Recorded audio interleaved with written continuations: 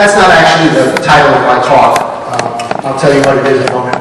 I'm Howard Zuses. I started working for Friends Elementary School in 1992, and I retired finally from Sandy Spring Friends School in 2007, and that's 15 years, which got me a lovely Brookmore box as a retirement thing.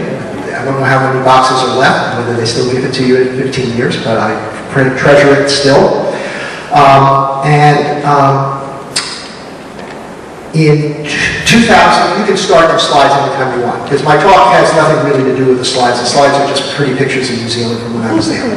So in 2006, my wife, Rosalind, was the clerk of the Sandy Spring meeting, and it was a tough time, and my wife is one of those people who strongly hears the still small voice. And the still small voice said to her that it was time for us to kind of take retirement and kind of travel a little bit before things happened.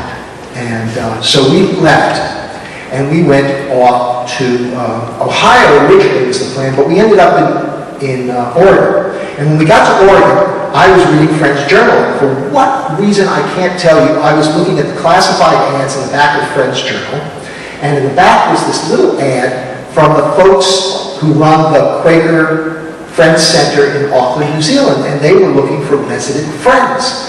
And so I said to Rosalind, I said, would you like to go spend a year in New Zealand? And she said, why do you think if you apply, you're going to get offered the opportunity to go there? So I said, well, let me do it, and we'll see what happens. So I asked Ken Smith and Frank Massey and Elizabeth Betsy Meyer, who was the clerk of the meeting, to write a letter of recommendation for us. And it turned out that we had like really legitimate Quaker credentials. And as a result, we ended up getting accepted or offered the opportunity to be resident friends in Auckland, New Zealand. So we go to New Zealand. Well, New Zealand is a very special place. And if you say to people, like, how many of you have been to New Zealand? Show of hands. Was it a wonderful place? Right. You never hear from anybody who's been there that it was terrible. Okay? Now, if I say to you, how many of you would like to go there someday? Right? It's on everybody's bucket list. Okay? So I'm here tonight to tell you that you really should do it. Okay? You really should go there. Okay?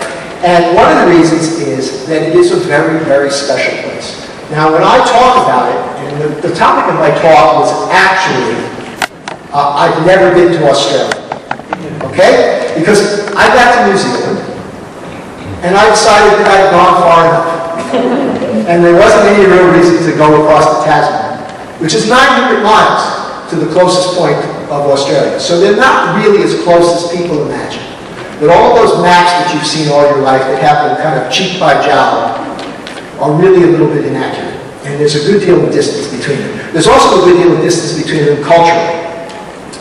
And one of the things to know about New Zealand is that it is one of the places on the planet that people came to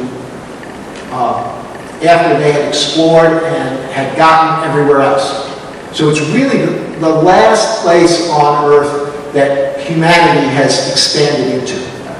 Okay, there are a couple of other places we can still go, but really New Zealand is the last place.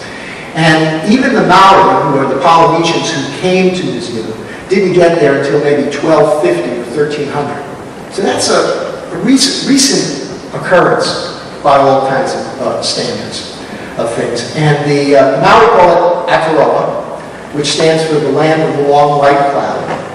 And New Zealand's about 1,000 miles long from the top of the North Island to the bottom of Stewart Island, which is the third biggest island that makes up New Zealand. And there's about 100 islands altogether. And they're very creative in New Zealand.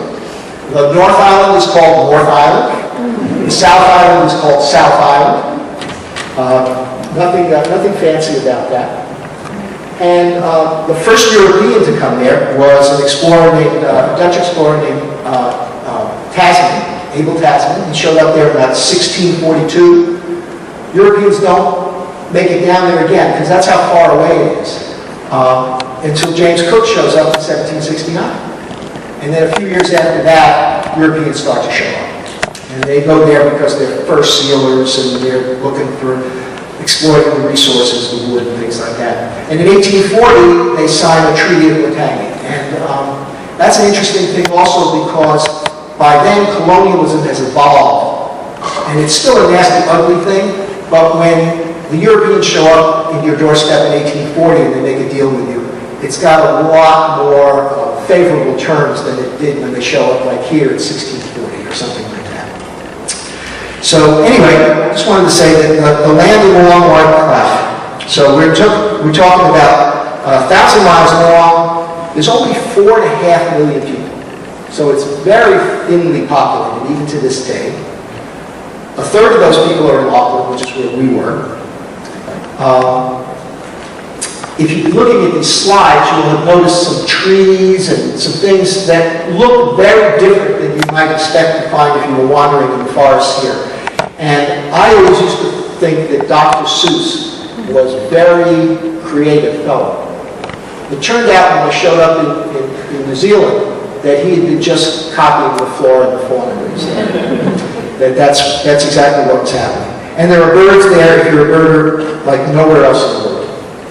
And it's also an interesting place because it's an interesting mix. Oh, my 5 minutes are up. I have to get to my voice.